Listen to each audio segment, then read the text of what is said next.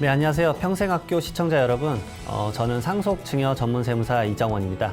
이번 강의는 이 상속이 발생했을 때 사실 상속인분들이 무엇부터 준비해야 될지 모르시는 경우가 사실 많죠. 이 평생에 경험할 일이 몇 번 없기 때문에 그렇습니다. 그래서 어떻게 하면은 시간 순으로 좀 준비를 할 수 있을지 그 행정 절차들에 대해서 좀 말씀을 드려보도록 하겠습니다. 첫 번째로 상속세 신고 및 납부기한은 상속 개시일, 즉 사망일이 속하는 달에 말일로부터 6개월이 되는 날까지입니다. 6개월이나 여유가 있으니까 상속세 신고 급할 거 없다라고 생각을 하시는 분들이 좀 있는데요. 그러나 이제 한 달 정도 남겨놓고 만약에 세무사를 찾게 되면은 제대로 된 상속세 신고를 못하는 경우가 발생할 수 있습니다. 그만큼 상속 이후에 처리해야 될 사항이 많기 때문에 오히려 상속세 신고 기한인 6개월은 충분한 검토를 하기에 짧을 수 있습니다. 상속 개시일 이후 시간의 순서에 따라서 상속인이 처리해야 될 업무와 명심해야 될 사항을 좀 말씀드려보고요.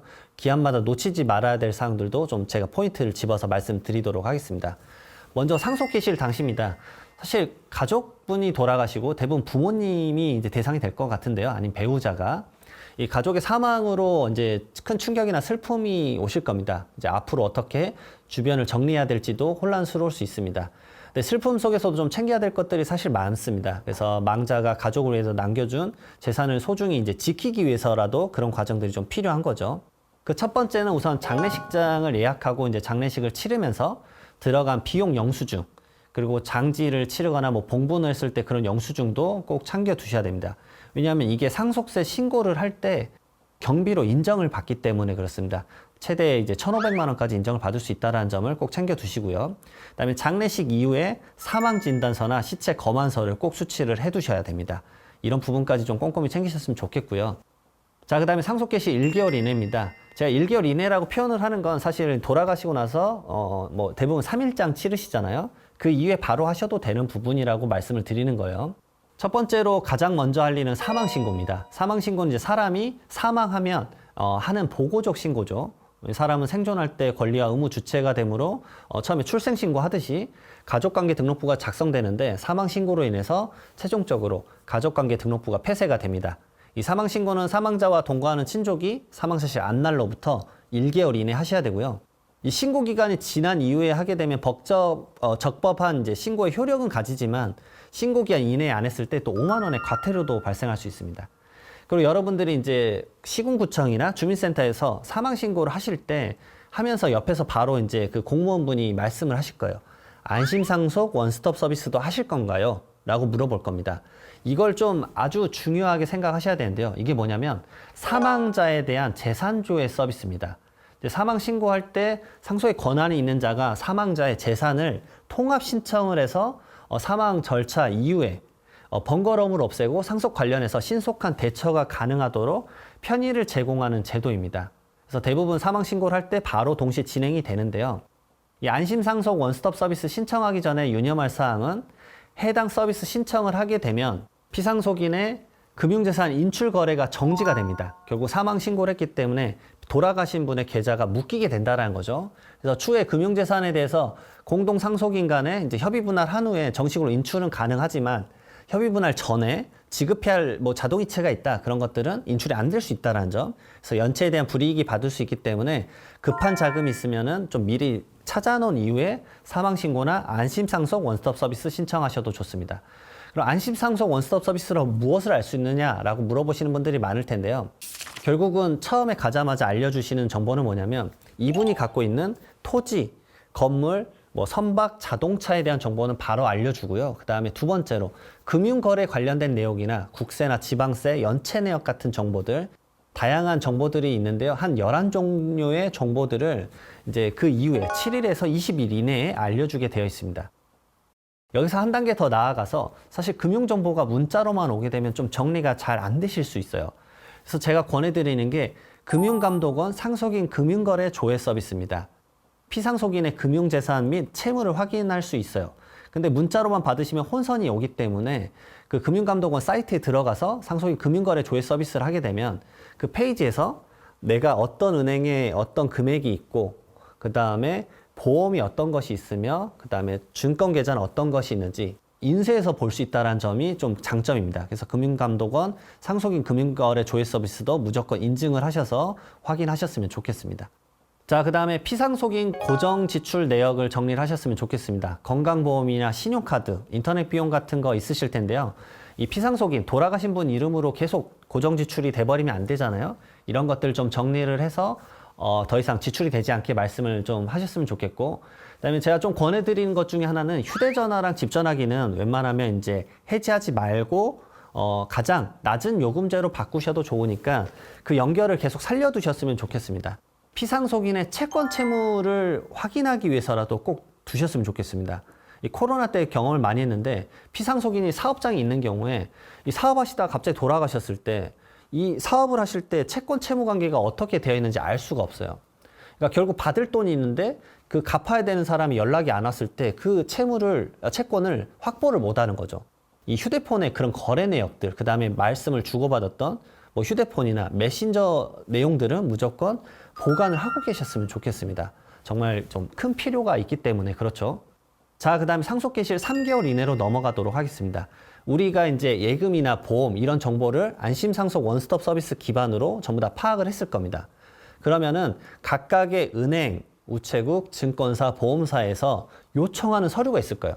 상속인인지 확인할 수 있는 서류 이런 것들을 가지고 오십시오 라고 하면 그때 갔을 때 계좌에 있는 예금이나 적금, 그 다음에 보험금을 수령할 수가 있습니다. 상속인분들이.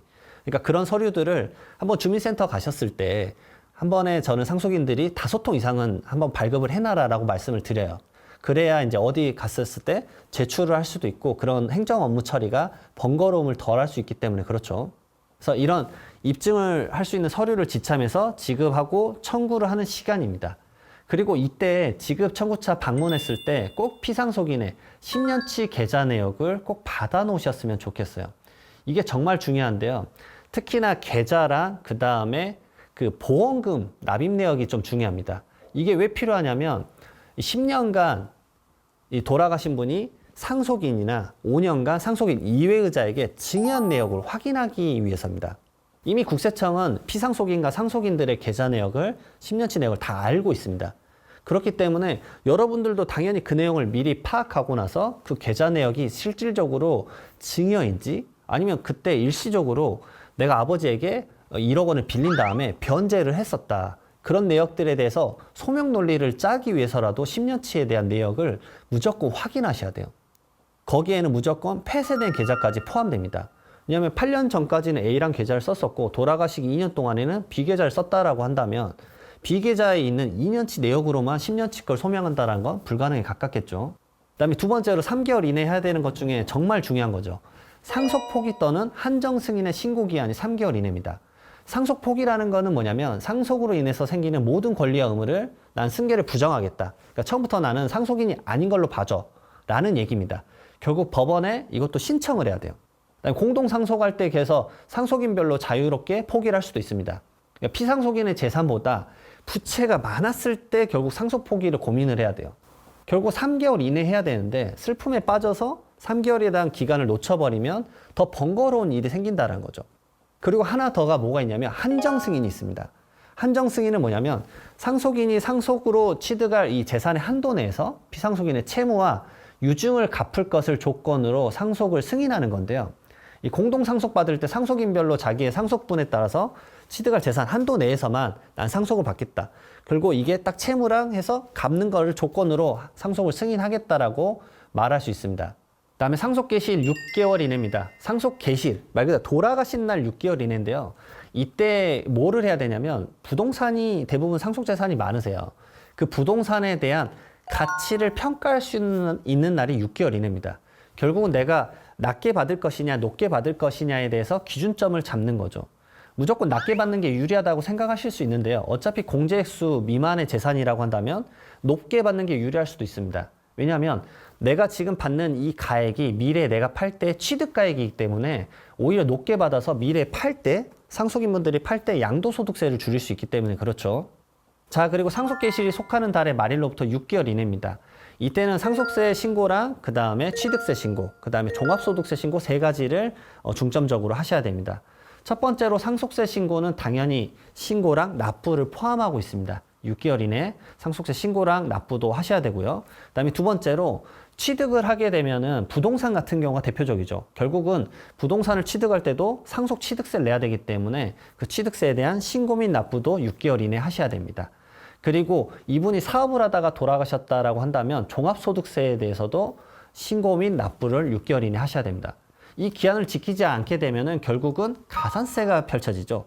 결국 이 기한을 잘 맞추셔서 이 고민을 하셔야 되는 거고, 하나 더 말씀드리고 싶은 거는 납부세액이 높을 수 있기 때문에 미리미리 그 납부에 대한 계획도 상속인간에 잘 짜셨으면 좋겠습니다. 이 상속받는 현금 자산성이 많다라고 한다면 먼저 나눠 가져서 그 돈을 소비하지 마시고 상속세 납부하는 데 쓰자, 취득세 납부하는 데 이 돈을 쓰자라고 서로 협의를 보셨으면 좋겠습니다. 자, 그리고 상속세 신고하신 이후에 9개월 이내 대표적으로 두 가지. 첫 번째로 말씀드릴 거는 사실은 배우자 상속공제입니다. 거주자가 사망하고 나서 상속이 개시됐을 때 피상속인의 배우자가 살아있으면 최소 5억 원, 그다음에 최대 30억 원까지 배우자 상속공제를 받을 수 있는데요. 이 대표적으로 부동산이 있습니다. 부동산은 결국은 배우자가 자기가 받았다라고 상속세 신고기한 이후 9개월 이내에 협의에 의한 상속으로 등기를 해야지만 인정을 해줍니다. 그러니까 웬만하면 상속세 신고기한 이내에 저는 등기를 하라고 말씀을 드리죠. 그래야 그 공제액수를 많이 받아서 상속세를 줄일 수 있기 때문에 그렇습니다. 그리고 두 번째로 상속세 신고기한 이후 9개월 이내에 상속세 세무조사를 10주 정도 진행하게 됩니다. 그렇기 때문에 사전 증여에 대한 부분들 미리 파악하셨던 것들 미리 다 반영하셔가지고 가산세 발생하지 않도록 잘 처리하시는 게 신고 때 아주 좋은 절세 전략이라고 저는 생각이 됩니다. 여기까지 이제 강의 마치도록 하고요. 다음 강의에서는 자녀 부담에 대한 증여세 줄이는 방법과 그 다음에 자녀에게 차용증을 쓰거나 그 다음에 최근에 개정됐던 혼인증여재산 공제를 어떻게 활용할 수 있는지에 대해서 알아보도록 하겠습니다. 감사합니다.